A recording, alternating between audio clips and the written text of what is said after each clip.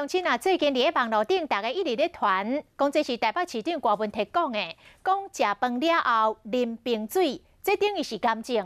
甘蔗有遐尼啊恐怖咧？经过台湾事实查核中心的调查，发现有3大错误，而且这篇嘛毋是郭市长写的，做伙来看。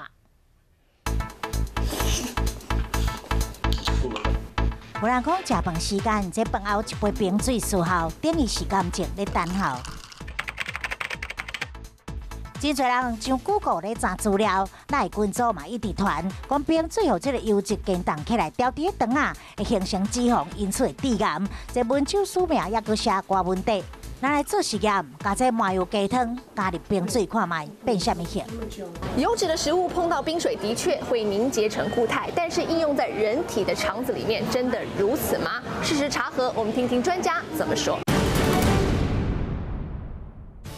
动物性油脂来讲，你碰到冰块这么低的温度，其实真的都会变成固体。但是，当你进到人体，人的温度是36、37度呢，已经不再是0度了。在这样情况下，一定会有部分溶解，只是溶解多跟溶解少而已。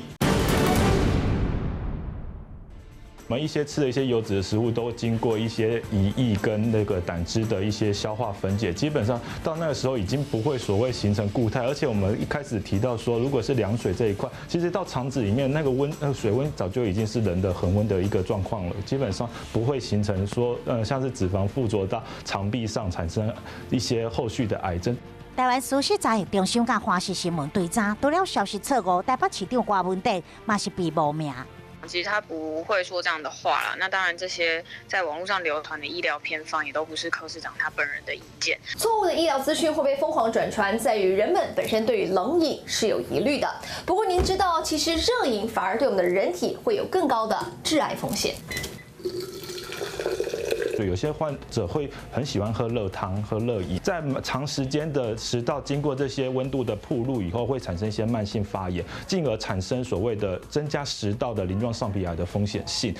正确啉水温度应该伫这25度左右，每工是啉足2000cc， 有帮助为消化食物，同时当加速血液的循环。透过事实的查核，对错误新闻解说疑问，嘛建立正确医学观念。